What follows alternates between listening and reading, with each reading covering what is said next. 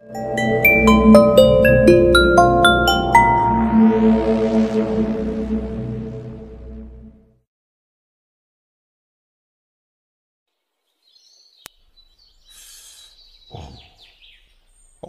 বিরুদ্ধে রুখে দাঁড়ানো, ব্যাপারটা সত্যিই ভালো পৃথ্বী।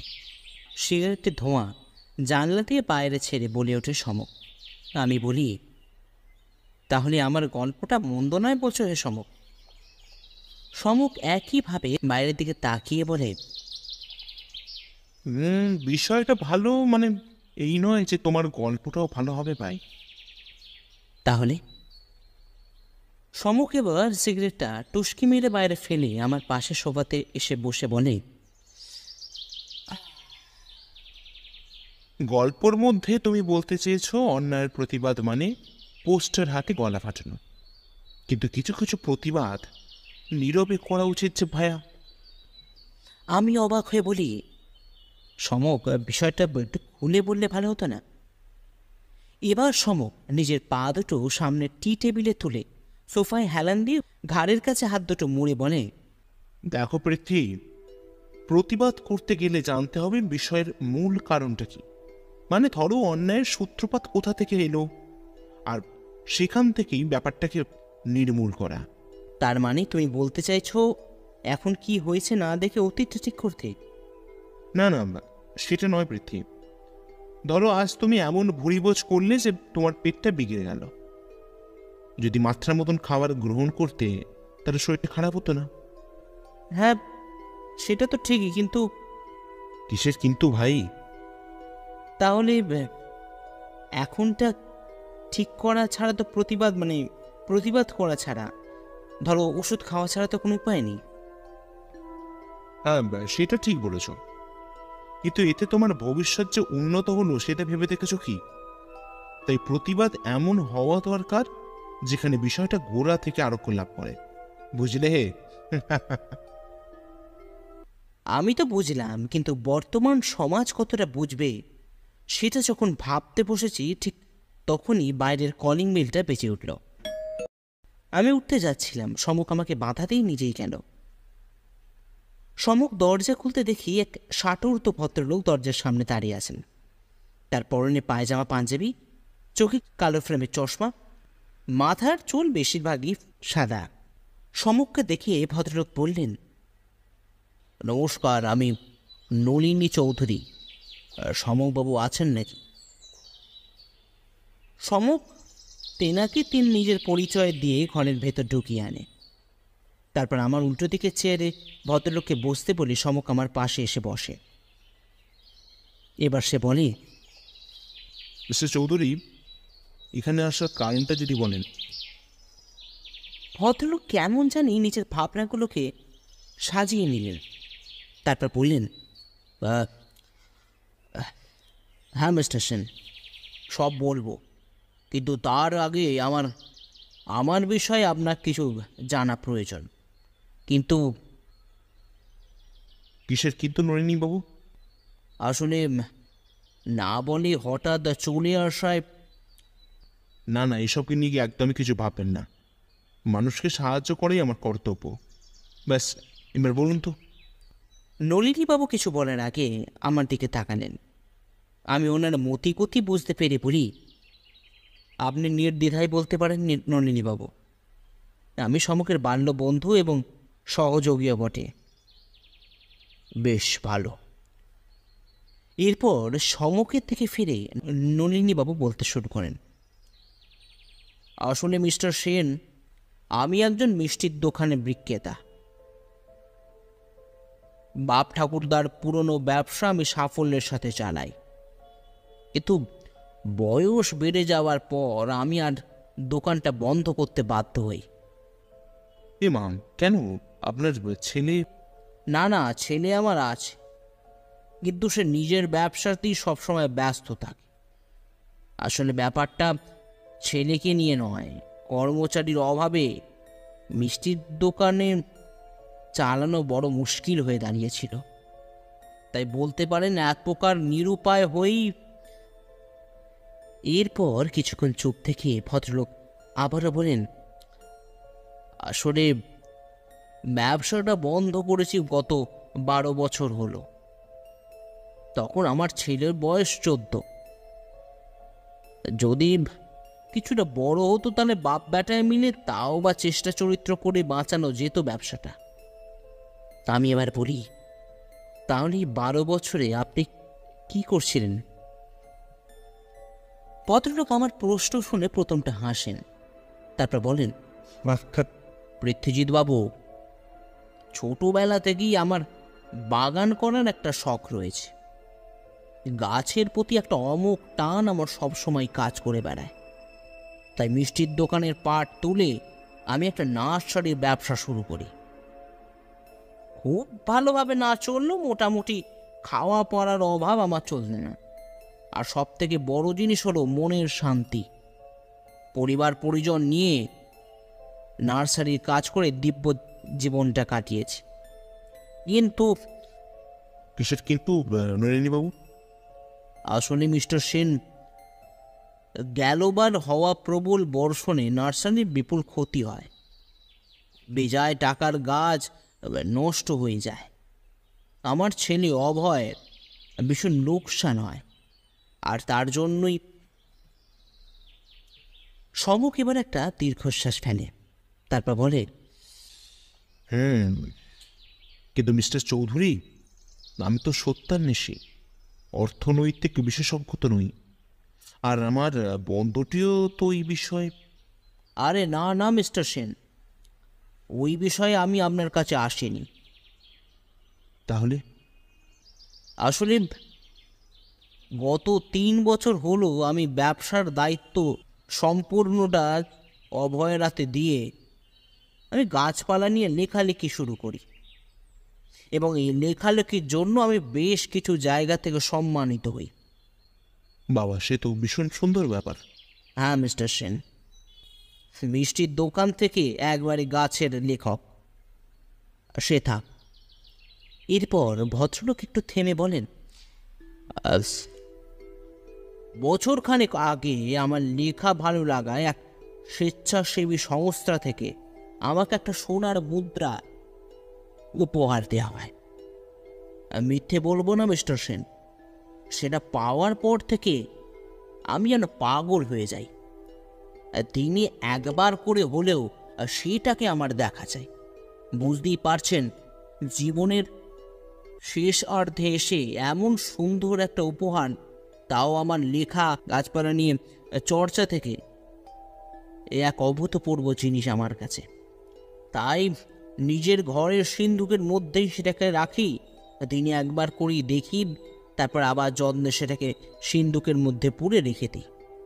কিন্তু আবার কিসের কিন্তু, নলিনীবাবু? গতকাল সকালে আমার অভ্যাসবশত আমি সিন্ধুক খুলে মোহরটা বার করে দেখতে চাই, কিন্তু আশ্চর্য ব্যাপার হলো মোহরটা মিসিং। মানে? হ্যাঁ মিস্টার সেন, মোহরটা ওখানে ছিল না। আচ্ছা, স্ট্রেঞ্জ। তা আপনার মোহরের কথা কে কে জানতো? বাড়ির সবাই। আর বাড়ির সবাই কেন, অনেক এমন গুণগ্রাহী আছে যারা আমার এই মোহরটা দেখার জন্য সময় নিয়ে আসেন, এবং আমি তাদের দেখাইও বটে। আপনার বাড়িতে কে কে আছেন? বাড়িতে আছে আমি, আমার ছেলে অভয়, আমার বাবা, আর তার দেখভালের জন্য এক চাকর মধু। বুঝলাম। তা আপনি এখন কাকে সন্দেহ করছেন? সবাইকে। সম অবাক হয়ে বলে, মানে? হ্যাঁ মিস্টার সেন, সবাইকেই। কারণ বাড়ির সবাই চায় আমি মোহরটা আমার ছেলের হাতে তুলে দিই, যাতে ওর ব্যবসায় একটু উন্নতি হয়, বেশ কিছু অর্থ তাহলেও পেতে পারে। বাইরের কাউকে সন্দেহ হয় না? না না মিস্টার সেন, তেমন সুযোগ সুবিধা বাড়ির লোকেদের হবে না। আর আমার ঘরে এসে সিন্ধুক খুলে চুরি করে নিয়ে চলে যাবে আর আমি সেটা জানতে পারবো না, তা তো হয় না, যেখানে আমি আবার দিনে একবার করে মোহরে দর্শন করেই থাকি। তাই। কিন্তু আপনার বাবার ক্ষেত্রে সেটা কি সম্ভব? তাকে সন্দেহ করাটা কি উচিত হবে, নলিনীবাবু? হ্যাঁ, আপনি একদমই সঠিক কথাই বলেছেন মিস্টার সেন। কিন্তু কি বলুন তো, বাংলায় একটা প্রবাদ আছে, আসলের থেকে সুদ মিষ্টি। আমার ছেলে যখন 5 বছর বয়স তখন আমার স্ত্রী গত হন, এবং তারপর থেকেই আমার বাবা নিজের কোলে পিঠে করে আমার ছেলেটিকে মানুষ করেছেন। তা বলতে পারেন একাধারে আমার বাবাই হলেন আমার ছেলের কাছে মা। আর আপনার চাকর মধু? গত 4 মাস হলো সে আমাদের বাড়িতে এসেছে। কাজকর্মে তো ফাঁকি খুব একটা দেয় না, কিন্তু তার চাহনি কথাবার্তার মধ্যে একটা অসঙ্গত লক্ষণ আমি লক্ষ্য করেছি মিস্টার সেন। আমি এবার বলি, কিন্তু এইভাবে সবার ওপর সন্দেহ করাটা বোধ হয় আপনার ঠিক হচ্ছে না নন্দিনীবাবু। ভদ্রলোক এবার সোফায় সিধে হয়ে বসে বলেন, আর সেই জন্যই তো সমকবাবুর কাছে আসা। আমি চাই আপনি এর একটা বিহিত করুন সমকবাবু। সমক চেয়ার ছেড়ে জানলার সামনে গিয়ে দাঁড়িয়ে বলে, এভাবে কিছু বলা সম্ভব নয় নন্দিনীবাবু। আমাকে একবার আপনার বাড়ি যেতে হবে, তারপর। তবে কি তবে মিস্টার সেন?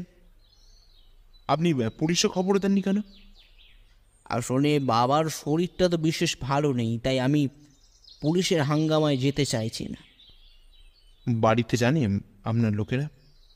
হ্যাঁ, সবাই প্রায় জানে।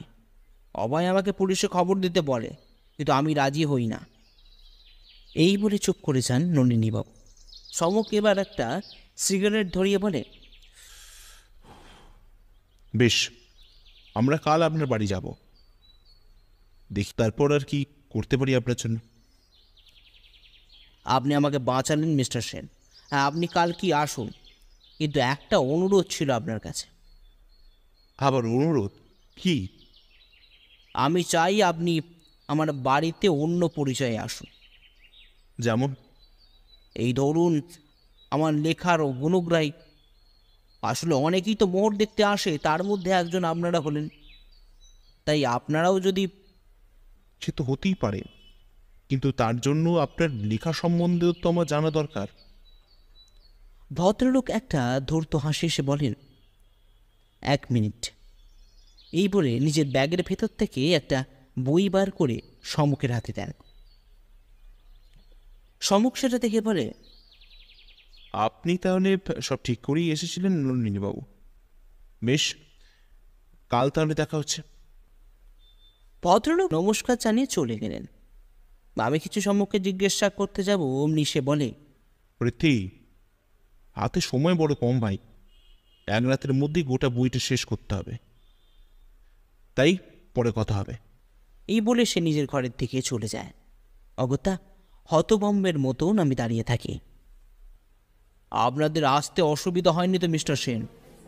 প্রশ্ন করলেন নলিনীবাবু। আমরা এখন চৌধুরী বাড়ির সদর দরজার সামনে দাঁড়িয়ে। চারিদিকে বিভিন্ন চেনা অচেনা ফুলের বাগান। আমরা দুজন নলিনীবাবুর পেছনে পেছনে বাড়ির ভেতরে ঢুকেছি। সমক বলে, নলিনীবাবু, আমি কিন্তু অজয় মাহাতো, আর পৃথ্বী হল আমার বাল্যবন্ধু অম্বরীশ। বেশ, মনে থাকবে মিস্টার সেন, আপনারা আসো। নলিনীবাবুর ঘরে ঢুকে দেখি সেখানে বিশেষ কিছুই নেই। একটা খাট, তার পাশেই একটা সিন্ধুক, তার উল্টো দিকেই একটা প্রকাণ্ড জানলা, আর তার ঠিক সামনে একটা স্টাডি টেবিল। ঘরে ঢুকতেই নলিনীবাবু বলেন, এই যে মিস্টার সেন, এই সিন্ধুকই আমি মোটটা রাখতাম। কাজে বসার আগে ওটা দেখে নিয়ে তবে কাজে আমি বসতাম। সমুখ ঘরটা চারিদিকে ঘুরতে ঘুরতে বলে, আপনার পাশের ঘরে কে থাকেন? আমার পাশের ঘরে আমার বাবা থাকেন, আর অভয় থাকে দোতলায়। আর মধু? না না, সে বাবার ঘরেই থাকে, কাজের শেষে সে বাড়ি ফিরে যায়। বুঝলাম। আচ্ছা, এখন বাড়িতে কে গিয়ে আছেন বর্তমানে? অভয় ছাড়া সবাই আছে। আসলে ব্যবসার কাজে ওকে সকালে একটু বেরোতে হয়েছে, আর চলে আসবে এক্ষুনি। আচ্ছা, অভয়ের ঘরটা একবার দেখা যেতে পারে? নলিনীবাবু এই কথাটা শুনে কেমন যেন নিষ্পন্দ হয়ে গেলেন। তারপর বললেন, দেখুন, যাওয়া তো যেতেই পারে মিস্টার সেন, কিন্তু তারই মধ্যে ও চলে এলে... ও সামনে একদম ভাববেন না রনিবাবু। ঘরের বাইরে পৃথিবী নয়ন। পৃথ্বী দরজার বাইরে থেকে নজর ডাক। বেশ, তাহলে চলুন। সিঁড়ি বেয়ে আমরা দোতলায় উঠতে দেখি সেখানে দুটো ঘর। নলিনীবাবুকে জিজ্ঞাসা করে জানতে পারি একটা দক্ষিণ দিকের ঘরটি হলো অভয়ের, আর অন্যটায় কেউ থাকে না। অভয়ের ঘরে ঢুকে সম খুব তাড়াতাড়ি সব কিছু খুঁটিয়ে খুঁটিয়ে দেখতে থাকে, কখনো বিছানার গদির নিচে, কখনো বা আলমারির মধ্যে। কিন্তু আমি সমকের মুখে থেকেই ভালোই বুঝতে পারছি সে নিষ্ফল। অবশেষে খোঁজাখুঁজির পর সে বলে, নলিনীবাবু, আপনার ছেলের ঘরে তেমন কোনো জিনিসই আমি পেলাম না। মনে হয় জিনিসটা এখানে নেই। তাহলে মিস্টার সেন? এখন নিচে চলুন, বলা তো যায় না অভয়বাবু চলে এলেন। সিঁড়ি দিয়ে নামতে নামতেই আমাদের অভয়বাবুর সঙ্গে দেখা হয়ে যায়। নলিনীবাবু বলেন, ওনারা হলেন আমার লেখার ভক্ত অজয়বাবু এবং অম্বরীশবাবু। অভয় সমককে আপাত মস্তক ভালো করে দেখতে থাকে, তারপর বলে, ওপরে কি করতে গিয়েছিলেন আপনারা? সমক এক মুহূর্তে সময় নষ্ট না করে বলে, ছাদে বসে না আপনার বাবার গাছগুলো দেখতে গিয়েছিলাম। এটা শোনার পর অভয় কেমন যেন শান্ত হয়ে যায়। তারপর বলে, হ্যাঁ, তা তো আছে, তবে ওখানে বেশিরভাগ গাছই আমার তৈরি। এই বলে সে পাশ কাঠিয়ে ওপরে চলে যায়। নলিনীবাবু বলেন, আপনি কি করে জানলেন যে ছাদে গাছ আছে? সমক তার বিখ্যাত ধূর্ত হাসি এসে বলে, বলতে পারেন এটা একটা ছোট নিচে নামতে নামতে হঠাৎ নলিনীবাবুর বাবার গলা পাওয়া যায়। আমি বলি, কি ব্যাপার নলিনীবাবু, উনি কি রেগে আছেন নাকি? নলিনীবাবু এসে বলেন, আরে না না, আসলে বয়স হয়েছে তো, তাই মেজাজটা সবসময় ঠিক থাকে না। সম্মুখ এবার বলে, আচ্ছা, আপনার বাবার সঙ্গে একবার দেখা করা যেতে পারে? হ্যাঁ অবশ্যই, আসুন না। আমরা কি নলিনীবাবুর বাবার ঘরে ঢুকতে দেখি একটা বছর ৮০ থেকে ৮৫ বছরের ভদ্রলোক চেয়ারে বসে আছেন, আর মধু তাকে খাওয়ানোর চেষ্টা করছে। আমাদের দেখতে পেয়ে ভদ্রলোক বলেন, তোমরা তোমরা কে? সমক হেসে এগিয়ে গিয়ে একটা প্রণাম করে বলে, আগে আমি হলাম অজয় মাহাতো, আর উনি হলেন আমার বাল্যবন্ধু অম্বরীশ। আমরা নলিনীবাবুর লেখার গুণগ্রাহী। ভদ্রলোক কেমন জানি সমকের কথা শুনে শান্ত হলেন। এবার নলিনীবাবু বলেন, আসলে বাবা, ওনারা ওই সোনার মোড়টা দেখতে এসেছিলেন, কিন্তু সমক নলিনীবাবুর কথা স্বামী বলে, হ্যাঁ মেশামশাই, আসলে নলিনীবাবু বউ লেখার সঙ্গে মোড়ের উল্লেখ পাই। দেখার একটা খুব একটা ইচ্ছা ছিল, কিন্তু এসে শুনি চুরি হয়ে গেছে। আপনি কি সেটা জানেন? নলিনীবাবুর বাবা একটা দীর্ঘশ্বাস ফেলে বলেন, হ্যাঁ, শুনেছি। বউ আগেই খোকাকে বলেছিলাম অভয়কে মোড়টা দিয়ে দিতে। ওর ব্যবসা ভালো যাচ্ছে না, মোড়টা বিক্রি করলে ও দুটো পয়সা পেত, কিন্তু সে বাবু আমার কথা শোনে না। এখন বুঝুক, কেমন লাগে ও বুঝুক। আমরা আর নলিনীবাবুর বাবাকে বিরক্ত করলাম না। ওনার ঘর থেকে বেরিয়ে এসে চলে আসি নলিনীবাবুর ঘরে। সেখানে একটা সোফায় দুজনে বসলাম, আর মিস্টার চৌধুরী আমাদের সামনে বিছানায় বসলেন। নলিনীবাবু প্রশ্ন করলেন, কিছু বুঝতে পারলেন মিস্টার সেন? সমক নলিনীবাবুর কথা শুনে এক দৃষ্টি ওনার দিকে তাকিয়ে বলে, আপাতত কিছু বুঝতে পারেননি মিস্টার চৌধুরী। আপনাদের চাকরটি বাড়ি কোথায়? ওই তো দত্তপুকুর। ওখান থেকে যাতায়াত করে? হ্যাঁ, সকালে আসে আর রাতে ট্রেন ধরে চলে যায়। বেশ, আপনি বরঞ্চ মথুর বাড়ির ঠিকানাটা আমার একটু লিখে দিন, দেখি আমি কি করতে পারি। কথা শেষ হতে আমরা চা পান করে চৌধুরী বাড়ি ছেড়ে বেরিয়ে আসি। সমককে কিছু প্রশ্ন করা ঠিক হবে কিনা ভাবছি, এমন সময় সমক আমাকে প্রশ্ন করে, পৃথ্বী, তোমার মনে এখন যে প্রশ্নের ঢেউ উতাল পাতাল করছে সেটা আমি জানি, কিন্তু এখন কোনো প্রশ্ন উত্তর দেওয়া আমার পক্ষে সম্ভব নয়। এরপর হাঁটা থামিয়ে এসে বলি, তুমি বরঞ্চ বাড়ি ফিরে যাও পৃথ্বী, আমি একটা কাজ মিটিয়ে ফিরব। এই বলেই সমক আমার সামনের রাস্তা দিয়ে এগিয়ে চলে যায়।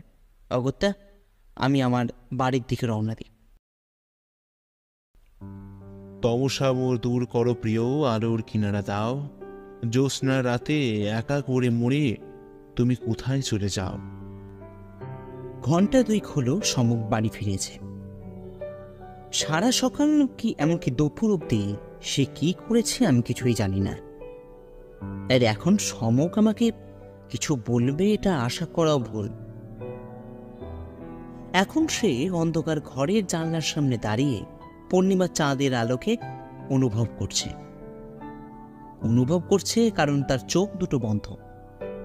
আমি লক্ষ্য করলাম সমকের গোটা মুখে জ্যোৎস্না স্নাত আলোয় চমকিত, যেন তার সারা শরীর মন জুড়ে এক দৈব জ্যোতি ফুটে বেরোচ্ছে। আমি শুনেছি সব মানুষের মধ্যেই এরকম একটা জ্যোতি থাকে, তবে সেটা দৃশ্যমান নয়। কিন্তু সমকের শরীরে সত্যের ছোঁয়ায় সেটা আজ স্পষ্ট। হঠাৎ সমকের প্রশ্নেই আমার হুঁশটা ফিরল। ওহে লেখক, তোমার কি মনে হয় চুরিটা কে করেছে বলো তো? আমি হেসে বলি, দেখো সমক, আমি সামান্য একজন লেখক। হ্যাঁ, মানছি রহস্য নিয়ে আমার খেলা, কিন্তু রহস্যের সমাধান বাস্তবে কি করে করা যায় সেটা আমার জানা নেই। এবার সে আমার দিকে মুখ ফিরিয়ে বলে, ওসব হেয়ালি রাখো তো, এবার বলো না, একবার বলেই দেখো না। দেখো সমক, আমার মনে হয় মধুই ওটা। সমক আমার কথা থামিয়ে বলে, না না প্রীতি, মধু নয়। কেন এতটা তুমি নিশ্চিত হয়ে বলছো কেন? আমি মধু সম্বন্ধে খোঁজ নিয়েছি ভাইয়া। ওর পূর্ব পরিচয় যথেষ্ট ভালো, মানে যেখানে কাজ করতো যথেষ্ট ভালো পরিচয় ওর পেয়েছি, তাই ওকে সন্দেহের তালিকা থেকে বাদ দেওয়া যেতেই পারে। তাহলে সেটাই তো ভাবছি ভাইয়া। ঠিক আছে, দেখ, চলো শুয়ে পড়ি। মাথার কাজ করছে না, সারাদিনের খাটুনিতে শরীর আর মন দুটোই ক্লান্ত ভাইয়া। চলো শুয়ে পড়া যাক, দেখি পরে কি করা যায়। সমক তো শুতে চলে গেল, কিন্তু যে বলে গেল তাতে আমার যে খুব একটা ঘুম আসবে তা বলা যায় না। সকালে দুই বন্ধু মিলে চা পান করছি, এমন সময় দরজার কলিং বেলটা বেজে ওঠে। আমি গিয়ে দরজা খুলতে দেখি অভয় চৌধুরী হাসি মুখে দাঁড়িয়ে আছেন। আমি কিছু বলতে যাব, তার আগেই ভদ্রলোক বললেন, নমস্কার, সমবাবু আছেন? আমি তাকে ঘরে সমকের কাছে নিয়ে আসতে সমক প্রথমটা আমার মতনই চমকে যায়, পরে বলে, তাহলে অধমের খোঁজ পেয়েই গেলেন, কি বলেন অভয়বাবু? অভয়বাবু হাসি মুখে বললেন, হে মা, এইসব কি বলছেন মিস্টার সেন? আসলে কাল আপনাদের প্রথমে চিনতে না পারলেও পরে সংবাদপত্রেই আপনাদের মুখটা মনে পড়ে যায়। এরপর আমার দিকে ফিরে ভদ্রলোক বলেন, আর পৃথ্বীজিৎ বাবু, আমি কিন্তু আপনার লেখার বড় ভক্ত। রহস্য রোমাঞ্চ কাহিনী পড়তে আমি ভীষণ ভালোবাসি, আর সেটা যদি আপনার লেখা হয় তাহলে কথাই হয় না। তাই আপনাদের চিনতে প্রথমটা অসুবিধা হলেও এখন নির্দ্বিধাই বলতে পারি, হ্যাঁ, আমি আপনাদের চিনেছি। তাহলে এখানে আসার কারণ কি অভয়বাবু? অভয় কিছুক্ষণ চুপ করে থাকে, তারপর বলে, দেখুন, আমি জানি যে বাবা আপনাদের চুরি যাওয়া মোহরের খোঁজ করার জন্য বলেছেন, এবং এও জানি যে বাবা আমাকেও সন্দেহ তালিকায় রাখেন। কিন্তু কি বলুন তো, মানছি আমার ব্যবসা খুব একটা ভালো চলছে না, কিন্তু তার মানে এই নয় যে আমি বাবার পছন্দের জিনিসটা নিয়ে চুরি করে বিক্রি করে তার থেকে অর্থ উপার্জন করে আমার ব্যবসাটা দাঁড় করাবো। হ্যাঁ, মানছি যে রাগের মাথায় অনেক কিছু বলে ফেলেছি, কিন্তু বিশ্বাস করুন, ও জিনিস আমি চুরি করি না। বাবা বহু কষ্ট করে ওটা উপার্জন করেছেন। এই বলে থামলো অভয়। আমি এবার বলি, কিন্তু তাহলে চোর কি সমক? সমক এবার নিজের হাত দুটো জড়ো করে বলে, পৃথ্বী, সময়ে কখন থমকে যায় জানো? আমি অবাক হয়ে বলি, তুমি মাঝে মধ্যে এমন হেয়ালি করো না, কিছু বোঝার উপায় থাকে না। ব্যাপারটা একটু খুলে বলো ভাইয়া। সবক এবার আমার দিকে তাকিয়ে বলে, আচ্ছা, আমার নতুন কেনা পাঞ্জাবিটা আলমারিতে রাখা আছে না? আমি অবাক হয়ে বলি, তার মানে ক্লাইম্যাক্স? অভয় অবাক হয়ে বলে, আপনি জানতে পেরেছেন কে চুরি করেছে? দেখো অভয়, সমক নতুন পাঞ্জাবি তখনই পরে যখন যবনিকা পতন হয়। কিন্তু চোর কে সমকবাবু? সমক নিজের ঘরের দিকে যেতে গিয়ে পেছন ফিরে হেসে বলে, ক্রমশ প্রকাশ্য। আমরা এখন চৌধুরী বাড়িতে। নলিনীবাবু প্রথমে আমাদের সঙ্গে অভয়কে দেখে চমকে যান। তারপর বলেন, কি ব্যাপার অজয়বাবু? অভয়। ওনার কথা থামিয়ে অভয় বলে, বাবা, আমি জানি উনি বিখ্যাত গোয়েন্দা সমক সেন, আর উনি হলেন ওনার বাল্যবন্ধু পৃথ্বীজিৎ দত্ত। সমক এবার বলে, আসলে আজ সকালে অভয়কে আমাদের বাড়িতে দেখে প্রথমটা আমরাও চমকে যাই, পরে ওসব খুলে বলে। আর হ্যাঁ নলিনী বাবু, অভয় কিন্তু চুরিটা করেনি। তাহলে কি করেছে মিস্টার সেন? মধু? না না, একেবারেই নয়। মধু কিন্তু অত্যন্ত সৎ এবং তার কাজে নিপুণ। তার কাজের বিষয়ে তার যথেষ্ট নাম ডাক আছে, তাই তাকেও বাদ দিতে হয়। তাহলে কি মিস্টার সেন? সবাই তো ছাড় পেয়ে যাচ্ছে, আর বাকি রইলাম আমি। সমক তার বিখ্যাত হাসি এসে বলে, আর একজন যে বাকি রয়ে গেল মিস্টার চৌধুরী। আরেকজন বাকি রয়ে গেল, কিন্তু কার কথা বলছেন আপনি? সমক কোনো প্রশ্নের উত্তর না দিয়ে সিধে নলিনীবাবুর বাবার ঘরে ঢুকে গেল। তারপর নলিনীবাবুর বাবার উমাচরণকে বলেন, নমস্কার কাকাবাবু, আমি সমক সেন, একজন সত্যান্বেষী। উমাচরণবাবু সমকের দিকে ফিরে বলে, এখানে কি কি করতে এসেছো? আর তাছাড়া আগের দিন মিথ্যে বললে কেন? হে, আমাকে ক্ষমা করবেন কাকাবাবু, আসলে নলিনী বাবুর মোহর চুরি সন্ধান করার দায়িত্ব দিয়েছেন আমার কাঁধে, তাই। উমাচরণবাবু এবার জানলার দিকে মুখ করে বলেন, তাতে আমি কি করতে পারি বলো তো? কিছু কিছু মনে করবেন না কাকাবাবু, আমার মনে হয় মোহরটা আপনার কাছেই আছে। মজা করছো নাকি হে চোখরা? শরীরের ভারে আমি এমনি নড়তে চড়তে পারি না, আর আমি করব মোর চুরি?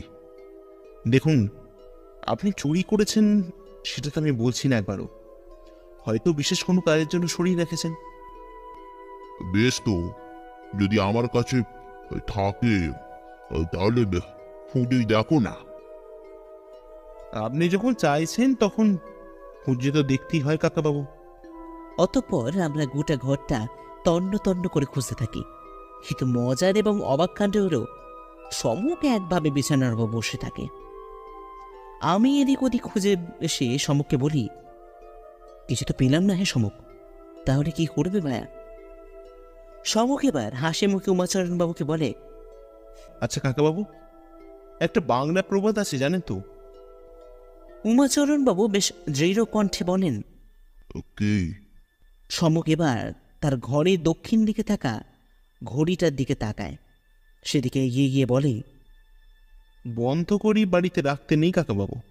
তারপর নলিনী বাবুর দিকে ফিরে বলে, আচ্ছা মিস্টার চৌধুরী, এই ঘড়িটা কবে থেকে বন্ধ? নলিনীবাবু একটু ভেবে বলেন, তা দিন দুয়েক তো হবেই মিস্টার সেন। বেশ, অভয়বাবু ঘড়িটা খুলে দেখো তো, চালাতে পারো কিনা। অভয় ঘড়িটার সামনের অংশটা ধরে টান দিতেই একটা সোনার মোহর বেজেতে পড়ে যায়। অভয় সেটা তুলে নিয়ে বলে, পেয়েছি পেয়েছি মিস্টার সেন। আমি লক্ষ্য করলাম উমাচরণবাবুর মুখটা কেমন যেন মেঘে ঢাকা পড়ে গেল। আমরা এখন বসে আছি উমাচরণবাবুর ঘরের মধ্যে, একটা সোফায় আমি আর সমক ভাগাভাগি করে। তার উল্টো দিকেই বিছানায় উমাচরণবাবু, আর তার ঠিক পাশে অভয়।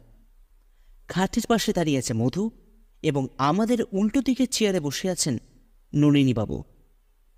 সবাইকার মুখে একটাও কথা নেই। সমক এবার বলে, নলিনীবাবু, আমি আশা করব আপনি কাকাবাবুকে ভুল বুঝবেন না। কিন্তু বাবা, আসলে উনি চেয়েছিলেন অভয় তার ব্যবসাটা গুছিয়ে নিক, সেই মতন আপনার অগোচরে উনি মোড়টা লুকিয়ে ঘরের মধ্যে লুকিয়ে রাখেন। আপনার বাবা হয়তো ভেবেছিলেন যে ব্যাপারটা থিতু হয়ে গেলে মোড়টা অভয়ের হাতে তুলে দেবেন। আমি কেসটা ঢুকে পড়াই এবং কোনোভাবে আমার পরিচয় জানতে পেরে যাওয়ায় হয়তো উনি একটু পিছিয়ে যান। নলিনীবাবু তার বাবার দিকে ফিরে বলে, এটা কি করলে বলো তো বাবা? তুমি তো জানতে ওটা আমার বাবা প্রথম উপহার, প্রথম সম্মান। আমি কত যত্ন করতাম বলো তো ওটার। সমক বলে, দেখুন নলিনীবাবু, ওনাকে কিছু বলবেন না প্লিজ। আমার মনে হয় আপনার স্ত্রী মারা যাওয়ার পর থেকে যেভাবে উনি অভয়কে সন্তান মানুষ করেছেন, তাতে অভয়ের কষ্ট উনি কিছুতে মেনে নিতে পারছিলেন না। আপনাকে বলেও যখন কাজ হয়নি তখন উনি এই পথে নামতে বাধ্য হন। অভয় এবার বলে, কিন্তু আমি তো এটা চাইনি মিস্টার সেন। যতই হোক ওটা বাবার খুবই প্রিয় একটা জিনিস। এই পরে চোখ মুছতে মুছতে ঘর থেকে বেরিয়ে গেল অভয়। সমক আর আমি নলিনীবাবুর অনুমতি নিয়ে যখন নলিনীবাবুর বাবার ঘর থেকে বেরিয়ে আসছি, ভদ্রলোক নিজের মনে মনে বলছেন, প্রতিবাদ। ওনাদের বাড়ি থেকে বেরিয়ে আমরা যখন ফাঁকা গলি ধরে হেঁটে চলেছি, তখন আমি সমককে জিজ্ঞাসা করি, আচ্ছা সমক, প্রতিবাদটা কিসের? সমক হাঁটা থামিয়ে বলে, তোমাকে বলেছিলাম না, কিছু প্রতিবাদ নীরবে হয়, এটা সেটাই। তার মানে? নলিনীবাবুর বাবা তার ছেলের একগুঁয়েমির বিরুদ্ধে প্রতিবাদ করেছেন, তাই মোড়টা উনি চুরি করেন। হয়তো তার উদ্দেশ্য ঠিক ছিল, কিন্তু ঘটনা যেটা ঘটিয়েছেন সেটা একেবারেই ঠিক ছিল না। তাই চলো এবার বাড়ি যাই যাক, খুব খিদে পেয়েছে ভাইয়া। সমক এগিয়ে চলেছে গলির রাস্তা ধরে। আজকের ঘটনার সমাপ্তি যে খুব একটা ভালো ছিল না সেটা সমকের মুখের হাসি দেখলে বোঝা যায়। কিন্তু সেই যে সত্যান্বেষী, সত্য অনুসন্ধান করাই তার একমাত্র কাজ।